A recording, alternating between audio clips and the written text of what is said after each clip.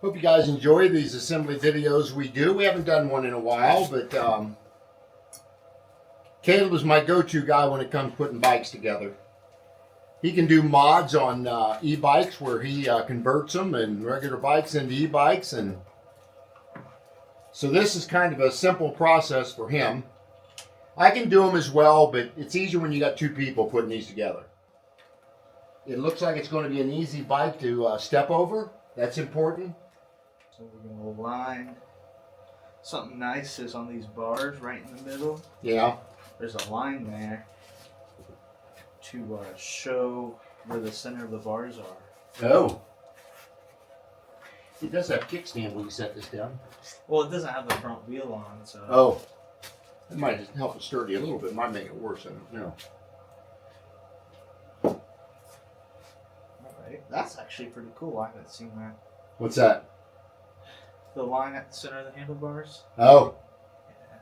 It's kind of different, isn't it? Well, it's a lot easier to get both sides even. Yeah. This does look like it's got adjustments where it'll come in. Yeah. For comfort. Brakes look decent. What kind of brake brand is it? It's, UI Iron? it's Tektro. Tektro. Well, that's pretty much top of the line. Some of your better ones, Tektro. So once we got this tightened down. Can you tell if them are 2-piston or 4-piston brakes, Caleb? Looks to be 2-piston. 2-piston? Okay. So if you want to hold this up here, Yeah. I'll take out the axle bolt. Oh, yeah, put the tires So we can get the front tires on? Front tire on? Yeah. Sometimes it is a two-man job doing these things. Makes it a little easier. A lot easier, actually. Yeah. And you could do it yourself, especially if you had a bike stand. Yeah, we've got bike stands as well. I could have used that, but with two of us, we didn't need the bike stand. Let's see. That's way too big. Need a. Is it 14? It's usually 15, isn't it? Yeah. That's unusual, being a 14. At least all the bikes I've messed with are 40. Yeah, most of them. 15s. Most of them are 15 I know. But we see 14s as well. There's a lot of like orange peel on the forks. Mm-hmm. Seems like. On the top here, you can see all the like texturing in it. Yeah, I see that. Then again, they may be cast. I don't know. Well, actually, they probably are. Alright, so now I'll take. If you want to lift up on the bars, or Yep. you could probably press the rear brake and just hold it. Just hold it down. Yeah, and then Okay. pull it back. Yep. Time to put the front tire on here, folks. Something I like specifically is they zip tied these rim, the axle covers on. Yeah, I see that. Oh. I think it still got you. Yep, it still got it. So these little covers on here, they actually have them zip tied on. Which you didn't see that very often, do we? I think this would be the first time I've seen that. Yeah, they're usually just the plastic covers just go over the bolts and that's it. Alright. Well, this one's a 15. One's a 14, one's 15. How about that? There we go. Now it's dropped in there. Now it seems like super easy. Yeah. So you folks want to know, them are called dropouts. Down here where your forks go into your axle, you got to make sure that those dropouts go in there properly and secure so your wheel don't come loose on you when you're riding it. And as Caleb will probably mention, you don't want to over tighten those either. No. You just want them good and snug. Okay. That's really the case with a lot of stuff on.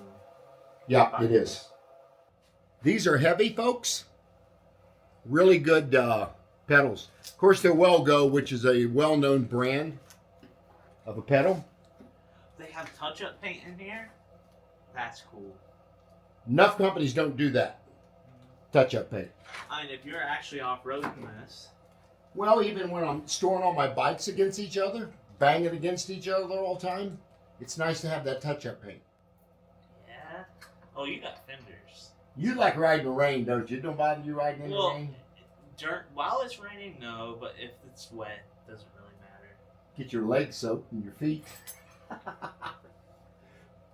Caleb rides his bikes to work in the wintertime. He rides them up to the mall. Don't matter how cold it is it? No. You never froze all winter. I bet it got kind of cold out there, though. A couple of them days had to be cold. They do have Loctite on them? Yep, they do, even for the front fender. That's different. Because your walkie did not have that. Do you want to put on the one for this side, right here?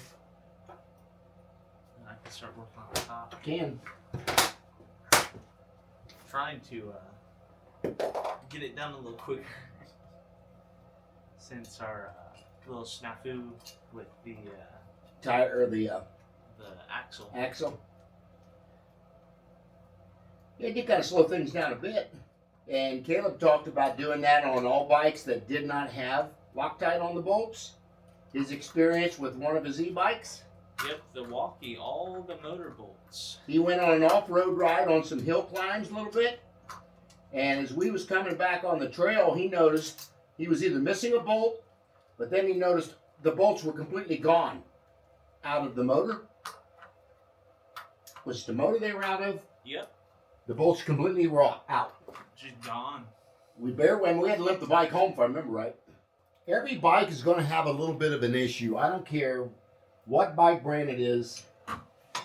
There could be just one thing about that bike that is just wrong. And this one was the bolts were too tight on the axles on the front.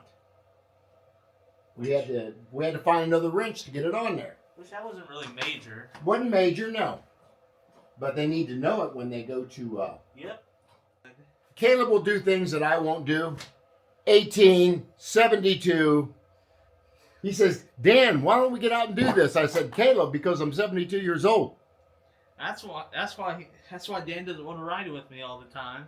He gets me in, my wife said he gets me in some precarious situations. But for the most part, having him on my channel has really helped because he's got an old soul, by the way. He likes hanging out with me. But he's very good about assembling bikes and putting motors on bikes and converting them.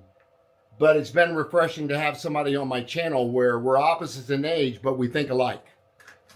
And he's taught me a lot about e-bikes, you know, when I first started the channel, that some things I just did not know. Brakes work, very bright on the brakes. Good job. Put a little horn like you got on you. Here you go, folks. Listen to this one.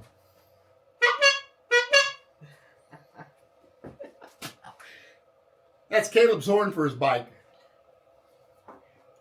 All right. Sharp looking, isn't it? So basically, you might as well get out and give it its first.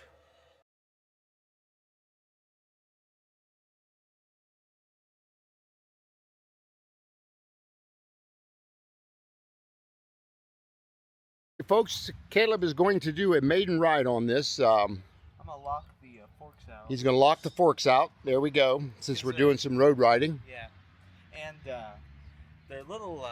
They need more air pressure in them, Okay. especially for me because I weigh a lot more than you. All right. Not a whole lot, but a little bit. But yeah. This has got a 52 volt, 20 amp hour battery. And then it has a half throttle right here. Yep.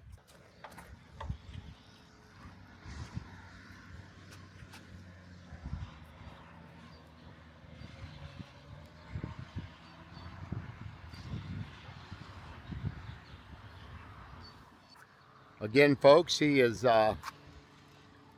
riding the Arial Ride Kepler.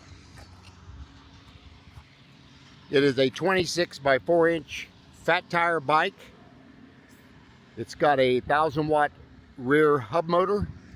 It's also got a 52 volt, 20 amp hour battery. And he seems to be coming down the road here pretty good since he locked those suspension out here. That seemed to have really helped him here. How fast you get to? Well, it's limited right now, so 20? 20. Well, they said I could. They told me I could unrestrict it.